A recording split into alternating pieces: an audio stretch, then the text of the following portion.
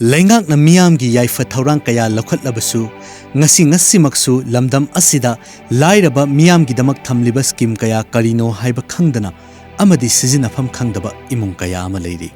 Thawbal district ki manung chana leiba hanagi chief minister Okram Ibobi gi kendra su oiriba Thawbal laisang them wangmata ba tainjam leikai degi sapam siam chahi nifutaret ki imung gi awaba lengak na khangbidana hingli haiba maming tangaire. Sapam siam gi loina bi tombi chahi nifuga mari amadi makhoi gi machanupa ahum amadi nupi ama punna macha mari ni. Laibak thibadi machanupa ahal jayanta chahi kunmathoi Piklingaida mamanaba singa sanabada laibak thiba thodok amada spinal cord ta sokhibadagi chahi tara manga hena famungdagi hendokpa ngamdana lertli ngaya ki ngamnaba mingondagi pusiluba sel singna rims talai ngami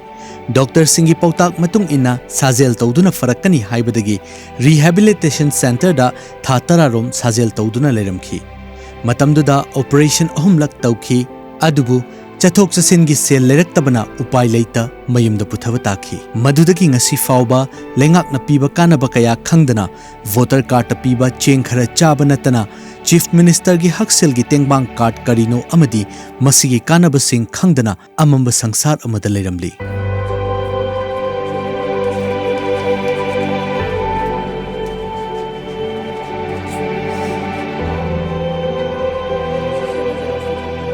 Hamungdagi hogatuna chatpa ngamdraba jayantana fongdorakpada ima pabungna honabiriba sing asida pendaba amata leijade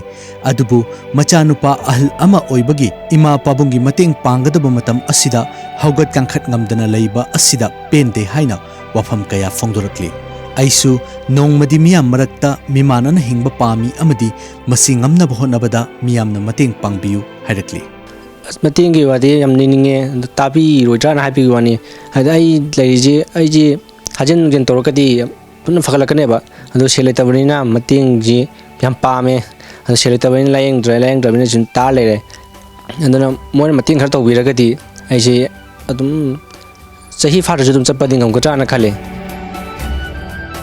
Jayantagi apokpa mama tombi na fongdorakpada adungai Rehabilitation Center da leiringai anaba singi chak yenba lakpa matamda thangnaba anabagi miyoi singda chak lawgadra hanglaga lawroi hairakpada chak saruk adu mahakna lawduna charaga lelakhibadi mahakna makha taraduna ichagi mamanaba kayana harau kumai kaya yawba chatpa uraga mama oibigi thamoi mari thokna chakli haiki mahaki macha asi sajel tawrabadi soidana fagani haiba khanglabasu physiotherapist ki selpi naba leitabana makha tana layeng bangamdana kha chiktuna khangli mama oibigi thamoi puba ngamdana hikna kaptuna machabu phanaba layeng biu haiki mi we bale ang ko di amuk sibata bani magi marai bangna isona mapunsi tiro tamma bane na khando ga badaw ade dina te aina chang pada madi dum ta le ram bari na memana bana chalawri ba madi phong de le ram be ko khalu bada chajen madi ain he tawi adu waraga ju adum benda padi yam pendre nungaite asi yona waraba imung asi haktheng na ihan hana thengnari badi laikai gi miyoi singni Chaksa haijanaba thabal chongba amadi harau kumai kayadadi yamlaba sel khainaduna saruk yanari adubu asi yauna waraba imung asina ngasi fauba kanagumba amatagi mateng phangdana lehauri matam kayagi mamangdagi hawat kangkhat ngamdana mafam asida famungda taaduna lekle mamangda operation kaya tawkhre aduga hidak langthak kaya su chakhiba leirabani adubu makhata na matam sangna physiotherapy gi mateng lawduna mahakasi sajel tawduna